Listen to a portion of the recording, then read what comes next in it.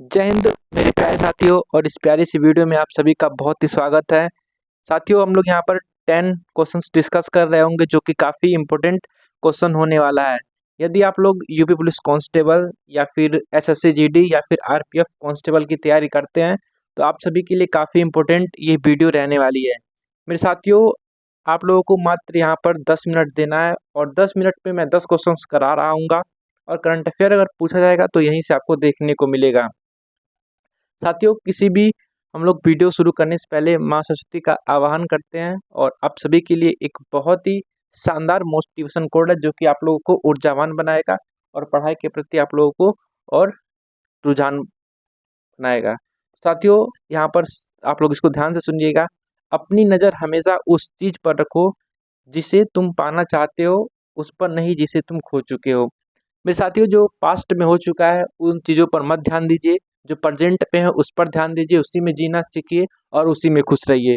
और मेरे साथी, आप लोग अच्छे से तैयारी करते रहिए और हम लोग बढ़ते अपने पहले क्वेश्चन की तरफ।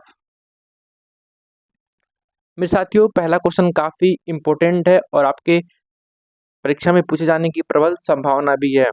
पहला क्वेश्चन है, हाल ही में किस देश में बाघ की नई प्रजाति खोजी गई? मेरे साथियों, कौन सा ऐसा देश है जहाँ पर बाघ की एक नई प्रजाति खोजी गई है?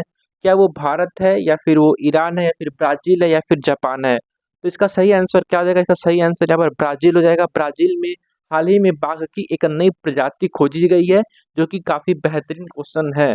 मेरे साथियों, अगला क्वेश्चन है, हाल ही में हैती में फंसे भारतीयों को निकालने के लिए किस मिशन का शुभारंभ किया गया? यदि आप लोग एसएससी जीडी की तैयारी करते हैं या फिर एसएससी की किसी भी एग्जाम की तैयारी करते हैं तो ये आपके लिए काफ़ी बेहतरीन क्वेश्चन है।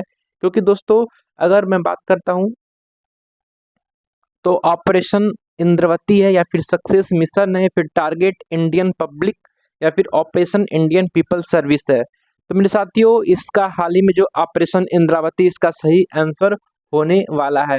बढ़ते हैं अपने अगले क्वेश्चन की तरफ और अगला क्वेश्चन मेरे साथियों आप सभी के सामने है।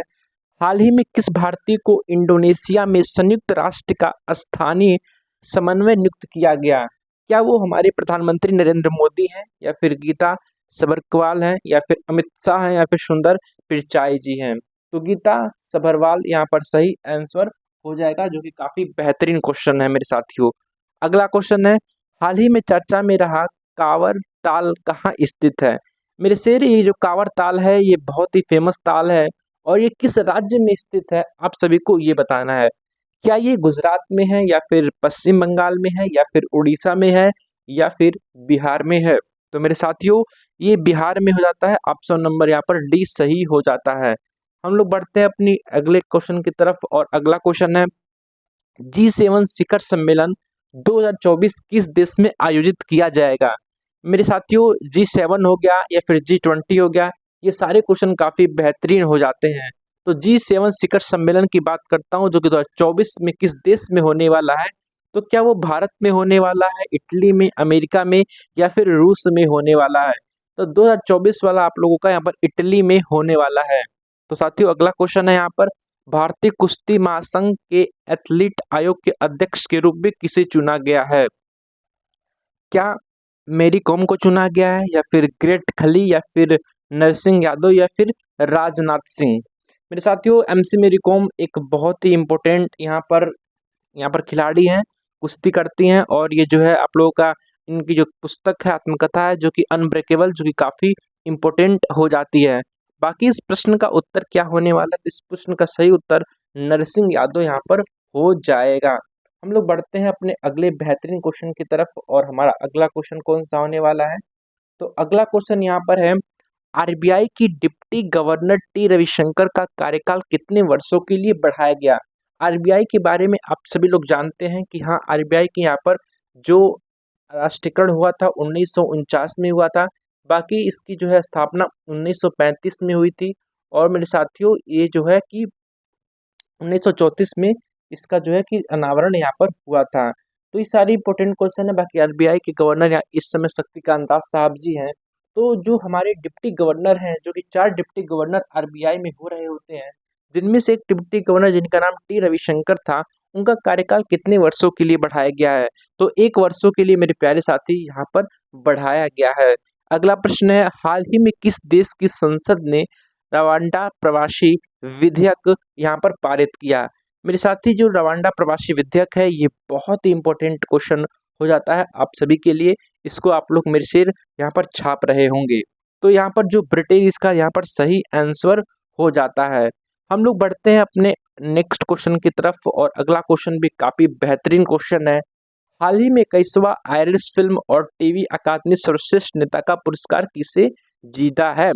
मेरे साथियों, सरियल मर्फी है, या फिर आप लोगों का अक्षय कुमार है, या फिर टाइगर वुड्स हैं, या फिर अमिताभ बच्चन साहब जी हैं?